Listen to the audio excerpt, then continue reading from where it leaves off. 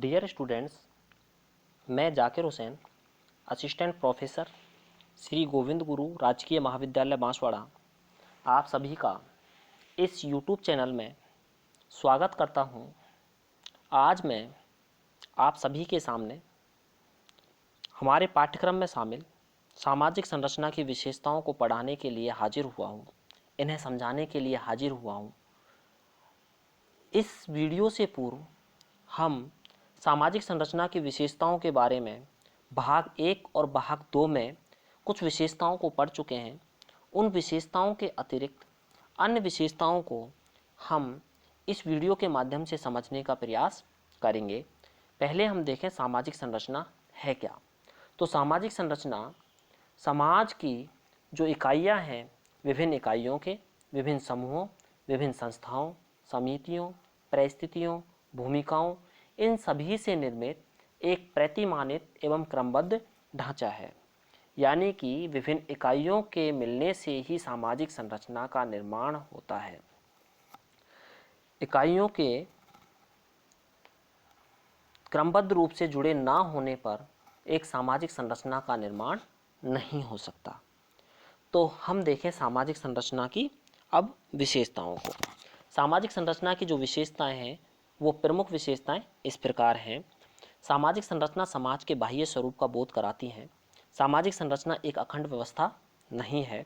सामाजिक संरचना अंतः संबंधित इकाइयों का एक व्यवस्थित स्वरूप है। सामाजिक संरचना की इकाइयों में एक क्रमबद्धता पाई जाती है। इन चारों विशेषताओं को हम सामाजिक संरचना की विशेषताएं भाग 1 के अंतर्गत पिछले वीडियोज में पढ़ चुके हैं, उन्हें समझ चुके हैं।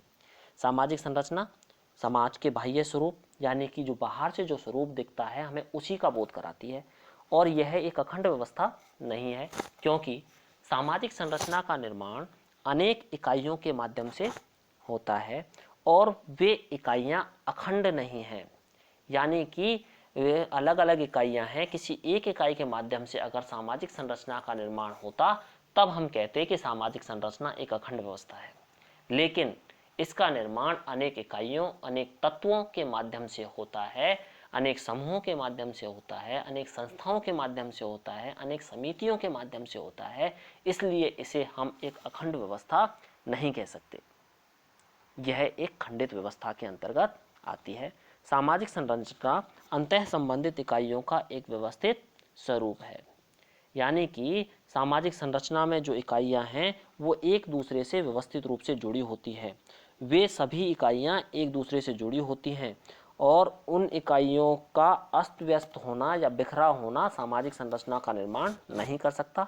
जब तक कि वे इकाइयां परस्पर एक दूसरे से व्यवस्थित रूप से नहीं जुड़ जाएंगी तब तक सामाजिक संरचना का निर्माण बिल्कुल भी नहीं हो सकता।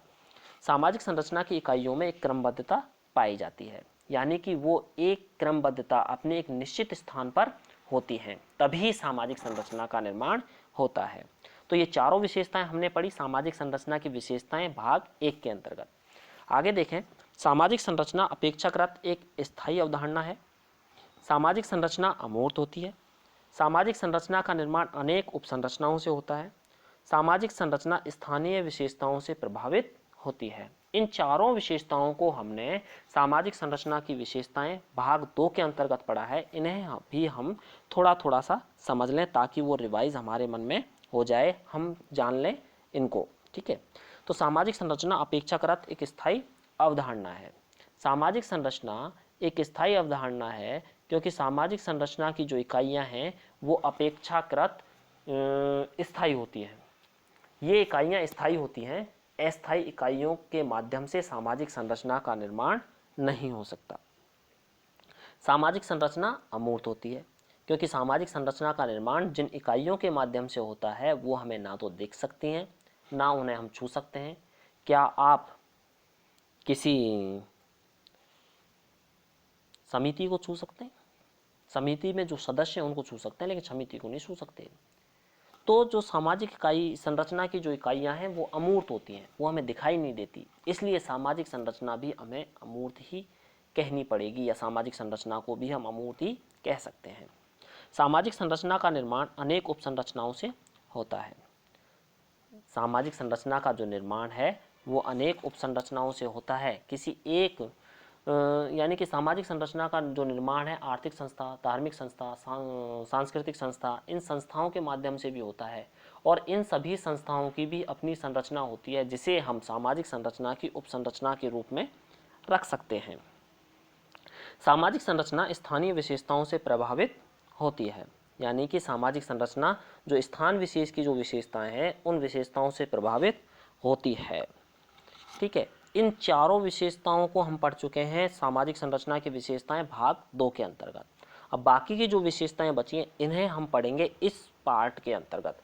सामाजिक संरचना में प्रत्येक इकाई का एक पूर्व निश्चित स्थान व पद होता है। सामाजिक संरचना में सामाजिक प्रक्रिया भी महत्वपूर्ण होती है। सामाजिक संरचना में विघटन के तत्व भी पाए जाते हैं। तो इन तीनों विशेषताओं को हम इस वीडियो के माध्यम से पढ़ेंगे जिसका नाम है सामाजिक संरचना की विशेषताएं भाग 3। देखो, सामाजिक संरचना में प्रत्येक इकाई का एक पूर्व निश्चित स्थान व पद होता है। सामाजिक संरचना में प्रत्येक इकाई का पद और स्थान निर्धारित होता है। उस स्थान पर रहकर ही वह सामाजिक संरचना का निर्माण करती है। अगर उस इकाई को हम उस स्थान या उस पद से हटा दें तो सामाजिक संरचना के निर्माण में वह इकाई या पद अपना योगदान नहीं दे सकती। अपना योगदान देने के लिए उसे उस स्थान पर होना ही जरूरी है। जैसे कि हमारे शरीर की जो संरचना है उसमें हमारे शरीर के जो अंग हैं उनका एक निश्चित स्थान व पद होता है।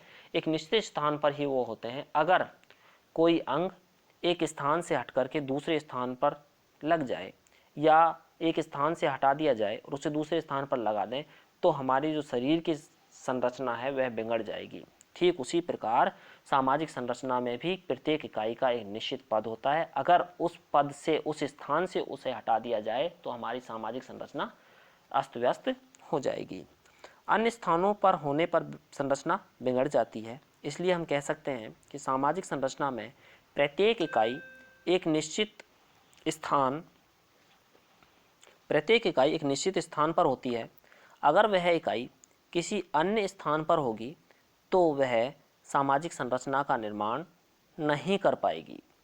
ठीक है, इसके बाद हम देखें, इसे हम हमारे शरीर के उदाहरण के माध्यम से समझ सकते हैं। जैसा कि मैं आपको अभी समझा चुका हूँ कि हमारे शरीर में विभिन्न अंग मिलकर एक शारीरिक संरचना का निर्माण करते हैं।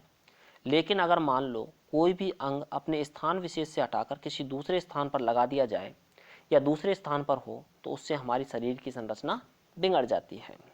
उसी प्रकार सामाजिक संरचना की जो इकाइयां हैं वह भी अपने पूर्व स्थान पर निश्चित स्थान पर होती हैं। अगर वे किसी अन्य स्थान पर होंगी तो वह सामाजिक संरचना में अपना योगदान नहीं दे पाएंगी, जिससे सामाजिक संरचना बिगड़ जाएगी। ठीक है, इसे मैं आपको पहले ही समझा चुका हूँ। आगे हम देखें, सामाजिक संरचना में सामाजिक प्रक्रियाएं भी महत्वपूर्ण होती हैं।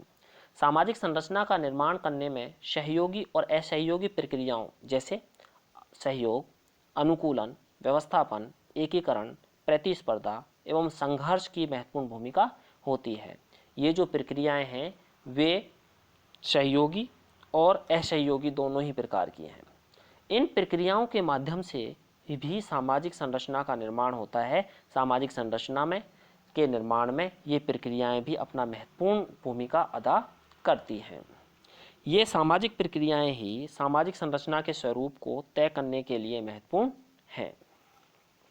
आगे देखें, सामाजिक संरचना में विघटन के तत्व भी पाए जाते हैं।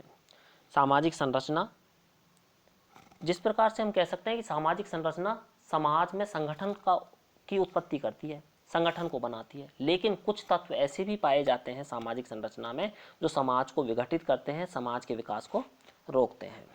सामाजिक संरचना मानव की अनेक आवश्यकताओं की पूर्ति करती है,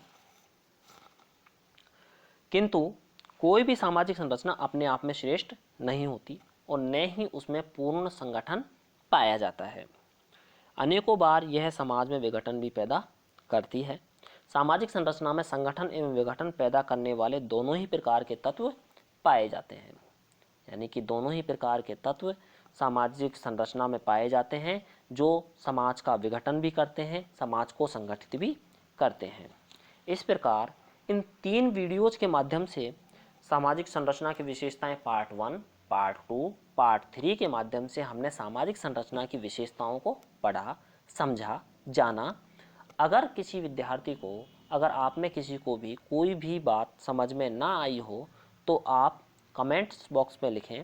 शीघ्र ही आपकी समस्या का सॉल्यूशन आपको देने का मैं प्रयास करूंगा। और आगे के वीडियोज़ में हम परिस्थिति के बारे में पढ़ेंगे कि परिस्थिति क्या है, परिस्थिति के प्रकार कौन कौन से हैं, ठीक है, परिस्थिति के निर्धारण के आधार कौन कौन से हैं, ठीक है। इन सभी को हम आगे के वीडियोज़ में पढ़ेंगे। तब तक के लिए आप सभी को बहुत बहुत धन्यवाद, शुक्रिया।